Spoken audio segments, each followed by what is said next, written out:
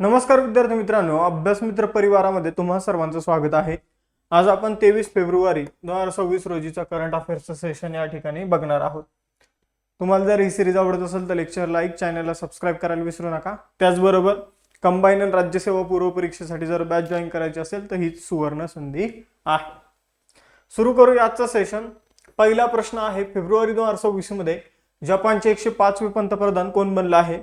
तर जपानचे 105वे पंतप्रधान बनलेले आहे साने ताकाईची। मित्रांनो, जपानमधील संसदीय निवडणुकीत प्रचंड विजय जो आहे तो मिळवलेला आहे। 18 फेब्रुवारी 2026 रोजी साने ताकाईची निवडणुकानंतर पुन्हा पंतप्रधानपदी नियुक्ती करण्यात आलेली आहे आणि ते जपानचे 105वे पंतप्रधान बनलेले आहे। आजकाल पार्टीचं नाव विचारलं होतं पेपरमध्ये, पार्टी लक्षात ठेवा। साने ताकाईची यांची पार्टी आहे लिबरल डेमोक्रेटिक पार्टी। ऑक्टोबर 2025 मध्ये ते जपानच्या पहिल्या महिला पंतप्रधान बनले होत्या। पण आपण जर बघितलं तर निवडणुका तोंडावर होत्या आणि पक्षाने त्यांना काही कालावधीसाठी इथं पंतप्रधान बनवलं होतं, पण आता इथून पुढे ते 5 वर्षासाठी पंतप्रधान असणार आहे। आता आंतरराष्ट्रीय महत्त्वाच्या नियुक्त्या ज्या आहेत त्या आपण इथं बघून घेऊया। हे लक्षात ठेवा, पहिली नियुक्ती कारण खूप इम्पॉर्टंट आहे, मोस्ट इम्पॉर्टंट आहे। बांगलादेशचे 11वे पंतप्रधान कोण बनले? तारिक रहमान, मोस्ट इम्पॉर्टंट। सलग तिसऱ्यांदा बार्बाडोसचे पंतप्रधान कोण बनले? मिया मोटली। जोस एंटोनियो कास्टबयांची हे जर बघितलं चिलीचे नवीन राष्ट्रपती बनले आहे। चेक प्रजासत्ताकचे नवीन पंतप्रधान आंद्रेस बाबिस हे बनले आहे। टांझानियाचे राष्ट्रपती सामिया सुलू हसन। पॉल बिया आपण जर बघितलं तर कॅमेरूनच्या राष्ट्रपती बनले आहे। आयर्लंडचे 10वे राष्ट्रपती कॅथरीन कॉनोली बनलेले आहे। बोलिव्हियाचे राष्ट्रपती रॉड्रिगो पाज बनले आहे। मादागास्करचे राष्ट्रपती मायकल रेड्री निरिना हे बनले आहे। सेशलचे राष्ट्रपती पॅट्रिक हर्मिनी बनले आहे। नेपाळच्या पहिल्या महिला पंतप्रधान सुशीला कार्की बनले आहे। नॉर्वेच्या पंतप्रधान जोनास गाहर स्टोरे बनले आहे। फ्रान्सचे नवे पंतप्रधान सेबेस्टियन लेकार्नो बनले आहे। तर जमैकाचे पंतप्रधान अँड्र्यू होल्नेस हे बनले आहे। पुढे जाऊया दुसरा प्रश्न। 20 फेब्रुवारी 2026 रोजी कोणत्या दोन भारतीय राज्यांचा स्थापना दिवस साजरा करण्यात आला? तर 20 फेब्रुवारी रोजी अरुणाचल प्रदेश आणि मिझोरम या राज्यांचा स्थापना दिवस जो आहे तो सेलिब्रेट करण्यात आलेला आहे। मिझोरम विषयी 53वी घटना दुरुस्ती लक्षात ठेवा आणि अरुणाचल प्रदेश विषयीची 55वी घटना दुरुस्ती आहे। 1986 मध्ये दोन्ही राज्यांना पूर्ण राज्याचा दर्जा मिळालेला आहे। मिझोरम हे भारताचं 23वे राज्य आहे, अरुणाचल प्रदेश भारताचं 24वे राज्य आहे। आणि आपण जर बघितलं तर 20 फेब्रुवारी 1987 रोजी या दोन्ही राज्यांचा स्थापना दिवस साजरा केला जातो, म्हणून 20 फेब्रुवारी ही तारीख जी आहे ती अरुणाचल प्रदेश आणि मिझोरम यांचे स्थापना दिवस म्हणून ओळखली जाते। तर स्थापना कधीची? 1987 ची, पण पूर्ण दर्जा कधी मिळाला? 1986 मध्ये। मिझोरम विषयी घटना दुरुस्ती 53वी, अरुणाचल प्रदेशचे विषयी 55वी। मिझोरम 23वे राज्य, अरुणाचल प्रदेश 24वे राज्य। पुढे जाऊया तिसरा प्रश्न। फेब्रुवारी 2026 मध्ये भारत कोणत्या देशाला त्यांची पहिली हायस्पीड फेरी भेट देईल किंवा हायस्पीड बोट भेट देईल? तर आपण जर बघितलं तर भारत मालदीवला हायस्पीड बोट जी आहे ती भेट देत आहे। मग आपण जर बघितलं ही भेट high impact community development project phase 3 अंतर्गत देण्यात आलेली आहे। जानेवारी 2025 मध्ये 12 हायस्पीड बोट प्रदान करण्यासाठी भारत आणि मालदीवमध्ये करार झाला होता आणि मग त्या कराराअंतर्गत ही बोट जी आहे ती मालदीवला देण्यात आलेली आहे। पहिली बोट जी आहे ती फाफू आणि धालू प्रवाळ बेट आपण जर बघितलं तर या दोन द्वीप समूहामधील संपर्क वाढवण्यासाठी वापरली जाणार आहे। चौथा प्रश्न आहे, भारताने संयुक्त राष्ट्राच्या जागतिक अन्न कार्यक्रमासोबत किती वर्षासाठी तांदूळ पुरवठा करार केला आहे? तर भारताने संयुक्त राष्ट्राच्या जागतिक अन्न कार्यक्रमाअंतर्गत 5 वर्षासाठी तांदूळ पुरवठा करण्याचा करार जो आहे तो केलेला आहे।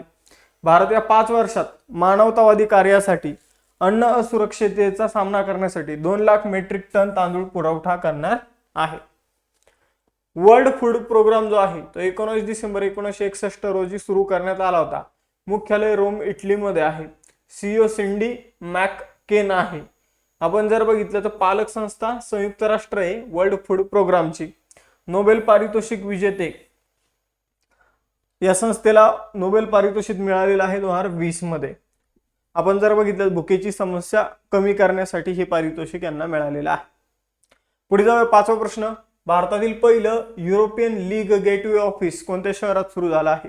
तर भारतातील पहिलं युरोपियन लीग गेटवे ऑफिस नवी दिल्लीमध्ये सुरू झालेलं आहे मित्रांनो. तर फेब्रुवारी 2026 मध्ये परराष्ट्र मंत्री एस जयशंकर आणि युरोपियन कमिशनच्या कार्यकारी उपाध्यक्ष हेना विर्कुनेन तर यांनी संयुक्तपणे भारतातील पहिलं युरोपियन लीगल गेटवे ऑफिस जे आहे ते सुरू केलेलं आहे. हे कार्यालय भारतीय विद्यार्थी, संशोधक, शास्त्रज्ञ, व्यावसायिक यांना युरोपियन युनियनच्या 27 देशांमध्ये काम करण्यासाठी आणि अभ्यास करण्यासाठी एक सुरक्षित आणि कायदेशीर मार्ग प्रदान करणार आहे. 6वा प्रश्न आहे इंडिया AI समिट 2026 दरम्यान कोणत्या कंपनीने $15 बिलियन म्हणजे 15 अब्ज डॉलर्सच्या US इंडिया कनेक्ट सबसी केबल उपक्रमाची घोषणा केली आहे? तर भारत आणि अमेरिकेदरम्यान समुद्राच्या खालून एक केबल टाकण्यात येणार आहे आणि याविषयी घोषणा जी आहे ती गुगलने केलेली आहे. इथं तुम्ही गुगलचे CEO सुंदर पिचाई बघू शकता आणि इथं मोदीजी बघू शकता. तर AI इम्पॅक्ट समिटमध्ये गुगलने US इंडिया कनेक्ट नावाच्या नवीन उपक्रमांतर्गत 5 वर्षात $15 बिलियन मोठ्या गुंतवणुकीची घोषणा केली. हा प्रकल्प नवीन सबसी केबल मार्गाद्वारे भारत आणि अमेरिका यांच्यातील डिजिटल आणि AI कनेक्टिव्हिटी मजबूत करणार आहे. विशाखापट्टणम येथे नवीन आंतरराष्ट्रीय समुद्र उपप्रवेशद्वार बांधणं हे त्याचं एक प्रमुख वैशिष्ट्य आहे. मित्रांनो, या सध्या आपल्या ऑनगोईंग बॅचेस आहे. धुरंधर बॅच, कंबाईनर राज्यसेवेची फाउंडेशन बॅच, 21,000 PYQ बॅच. त्याचबरोबर हा नोट्स पॅक आहे, यामध्ये तुम्हाला नोट्स मिळून जाईल. तर यासाठी तुम्ही CJ live coupon code use करू शकता, जेणेकरून तुम्हाला 10% डिस्काउंट सुद्धा मिळेल. आणि त्याचबरोबर आपला टेलिग्राम प्लॅटफॉर्म आणि इन्स्टाचा प्लॅटफॉर्म फॉलो करायला विसरू नका. 7वा प्रश्न आहे फेब्रुवारी 2026 मध्ये 6वा भारत फ्रान्स वार्षिक संरक्षण संवाद कुठे आयोजित करण्यात आला होता? तर 6वा भारत फ्रान्स वार्षिक संरक्षण संवाद जो आहे तो बेंगलोरमध्ये आयोजित करण्यात आलेला आहे.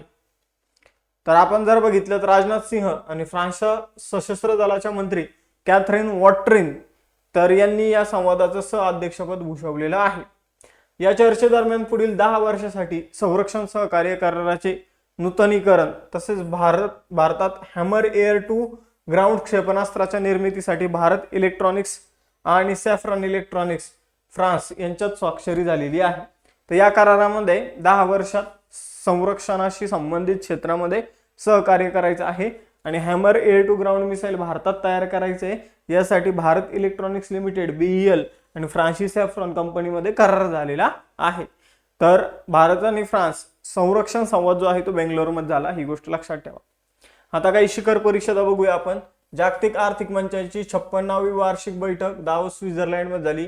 52वी G7 शिखर परिषद फ्रान्समध्ये झाली, जिथे आपल्याला आमंत्रित करण्यात आलेले आहे. 18वी ब्रिक्स शिखर परिषद भारतात होणार 2026. आंतरराष्ट्रीय अक्षय ऊर्जा एजन्सीची 16वी बैठक अबुधाबी UAE मध्ये झालेली आहे. दुसरी आंतरराष्ट्रीय ऑलिम्पिक संशोधन परिषद 2026 मध्ये भारतामध्ये होणार आहे. राष्ट्रीय वस्त्रोद्योग मंत्री परिषद 2026 गुवाहाटीमध्ये झालेली आहे. विमर त्रिकोण स्वरूपातील परराष्ट्र मंत्र्याची बैठक पॅरिस फ्रान्समध्ये झाली आहे. इंडिया पॉवर समिट नवी दिल्लीमध्ये होणार आहे. संयुक्त राष्ट्र जैवविविधतेवरील परिषद एरवेन आर्मेनियामध्ये होणार आहे. मित्रांनो, संयुक्त राष्ट्राच्या भ्रष्टाचार विरोधी अधिवेशनातील पक्षांची 11वी परिषद जी आहे ती दोहा कतरमध्ये होणार आहे. जागतिक कृत्रिम बुद्धिमत्ता प्रदर्शन 2025 अबुधाबी संयुक्त अरब अमिरातमध्ये झालेला आहे. संयुक्त राष्ट्र पर्यावरण सभेची 7वी बैठक नैरोबी केनियामध्ये झालेली आहे. जागतिक दूरसंचार विकास परिषद जी आहे ती बाकू अझरबैजानमध्ये झालेली आहे. यापैकी महत्वाचं काय आहे, दावोस मधली बैठक महत्वाची आहे, वर्ल्ड इकॉनॉमिक फोरमची. G7 महत्वाची, ब्रिक्स महत्वाची आहे. त्यानंतर जर बघितलं तर अक्षय ऊर्जा एजन्सीची बैठक महत्वाची आहे.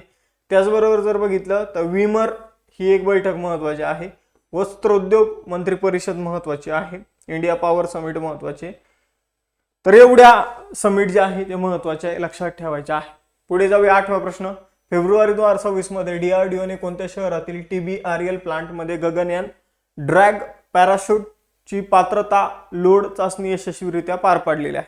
तर गगनयान मिशन अंतर्गत आपण 3 अंतराळवीरांना अवकाशामध्ये पाठवणार आहोत आणि मग ते जेव्हा खाली येतील तर तेव्हा समजून घ्या ते ज्या यानामध्ये असतील तर ते यान पृथ्वीकडे यायला लागेल आणि मग पृथ्वीकडे ते जसं येईल तसं एक स्पेसिफिक उंचीवर आल्यानंतर एक पॅराशूट ओपन होईल आणि मग ते जे काही ते ज्या ट्यूबमध्ये असतील अंतराळवीर किंवा ज्या यानामध्ये असतील तर ते यान समुद्राच्या तिथं लँड होऊन जाईल पॅराशूटच्या साहाय्याने. तर याविषयीची एक कृत्रिम चाचणी जी आहे, जिथं अंतराळवीर प्रत्यक्ष नव्हते पण फक्त तिथं आतमध्ये वजन वगैरे ठेवून अशी चाचणी जी आहे चंदीगडमध्ये करण्यात आलेली आहे. तर ही चाचणी आता जमिनीवर करण्यात आलेली आहे, म्हणजे चंदीगडमध्ये काही समुद्र नाही तर जमिनीवर ही चाचणी प्राथमिकरित्या करण्यात आलेली आहे. गगनयान ड्रॅग पॅराशूट पात्रता पातळीची लोड चाचणी, म्हणजे मेन इथं पॅराशूटच टेस्ट केलं गेलेलं आहे. तर आपण जर बघितलं तर ही चाचणी चंदीगडमधील टर्मिनल बॅलिस्टिक रिसर्च लॅबोरेटरी म्हणजे TBRLच्या रेल ट्रॅक रॉकेट स्लेड सुविधेत घेण्यात आलेली आहे. ही यशस्वी चाचणी पॅराशूट सुरक्षितता सुनिश्चित करते. 9वा प्रश्न आहे, small arms and light weapons नियंत्रणावरील संयुक्त राष्ट्राचा पहिला फेलोशिप प्रशिक्षण कार्यक्रम कुठे आयोजित करण्यात आला होता? तर आपण जर बघितलं तर small arms and light weapons विषयक संयुक्त राष्ट्राचा कार्यक्रम जो आहे तो जबलपूर मध्य प्रदेशमध्ये आयोजित करण्यात आला होता. Military college of materials management जे जबलपूरमध्ये आहे त्या ठिकाणी हा कार्यक्रम आयोजित करण्यात आला. आशिया पॅसिफिक प्रदेशासाठी लहान शस्त्र आणि हलकी शस्त्र यावरील नियंत्रणावरील हा पहिला संयुक्त राष्ट्र फेलोशिप प्रशिक्षण कार्यक्रम होता. उद्दिष्ट आहे लहान शस्त्र आणि हलक्या शस्त्रांच्या अवैध व्यापाराचा सामना करण्यासाठी क्षमता निर्माण करणे, जबाबदार साठवणुकीला प्रोत्साहन देणे आणि प्रादेशिक सहकार्य वाढवणे. 10वा प्रश्न आहे, कोणत्या AI स्टार्टअपने इंडिया AI इम्पॅक्ट समिट 2026 मध्ये विक्रम नावाचे 2 नवीन लार्ज लँग्वेज मॉडेल्स लॉन्च केला आहे? तर सर्वम नावाचा AI जो आहे त्याने AI इम्पॅक्ट समिट मध्ये 2 लँग्वेज AI मॉडेल लॉन्च केलेले आहे. एकाचं नाव आहे विक्रम 30B आणि एकाचं नाव आहे विक्रम 105B. तर एवढं मॉडेलचे नाव जर लक्षात ठेवलं आणि कुणी लॉन्च केलं तर सर्वम AI, जे कुठं आहे ती कंपनी बेंगलोरमध्ये आहे. तर एवढं जर लक्षात ठेवलं तरी पण तुम्हाला मार्क मिळून जाईल. 11वा प्रश्न आहे, पिटन दे ला फॉर्नेस हा ज्वालामुखी फेब्रुवारी 2026 मध्ये उद्रेक होण्याची शक्यता आहे. तो कोणत्या बेटावर आहे? तर पिटन दे ला फॉर्नेस हा ज्वालामुखी रियुनियन बेटावर आहे. आपण जर बघितलं तर या ज्वालामुखीचा तिथे लावारसाचा उद्रेक जो आहे तर तो सुरू झालेला आहे, म्हणजे लावारस बाहेर यायला सुरुवात झालेली आहे. मग याचा विस्फोट सुद्धा होऊ शकतो. तर हिंदी महासागरात जे काही रियुनियन बेट आहे जी फ्रेंच म्हणजे फ्रान्सच्या ताब्यातील बेट आहे तर त्या ठिकाणी त्याचा उद्रेक जो आहे तो झालेला आहे. हा ज्वालामुखी एक सक्रिय बनलेला आहे. 12वा प्रश्न आहे, कोणत्या राज्यातील उदंती सीता नदी व्याघ्र प्रकल्पात हॉर्निबल रेस्टॉरंट्स विकसित केले जात आहे? तर हॉर्निबल नावाचा जो पक्षी आहे त्याला जगवण्यासाठी त्याला वेळच्या वेळेवर समजून घ्या की आवश्यक त्या गोष्टी प्रोव्हाइड करण्यासाठी छत्तीसगडमध्ये उदंती सीता नदी व्याघ्र प्रकल्प आहे तर त्या ठिकाणी हॉर्निबल रेस्टॉरंट्स विकसित केले जात आहे. हा जो हॉर्निबल पक्षी याला जंगलातील शेतकरी म्हणून सुद्धा ओळखलं जातं. तर याला टिकवण्यासाठी, यांची संख्या वाढवण्यासाठी, सुरक्षित निवारा आणि मुबलक अन्न प्रदान करण्यासाठी हॉर्निबल रेस्टॉरंट जे आहे ते उदंती सीता नदी व्याघ्र प्रकल्प जो छत्तीसगडमध्ये आहे तर तिथं आपण जर बघितलं तर हॉर्निबल रेस्टॉरंट सुरू करण्यात आलेले आहे. आपण कोणत्या हॉर्निबलचं रक्षण करणार आहे? तर मलबार पायड हॉर्निबलचं रक्षण करण्यासाठी आपण हे हॉर्निबल रेस्टॉरंट म्हणजे नैसर्गिक अधिवास आणि खाद्य ठिकाणं आपण विकसित करत आहोत.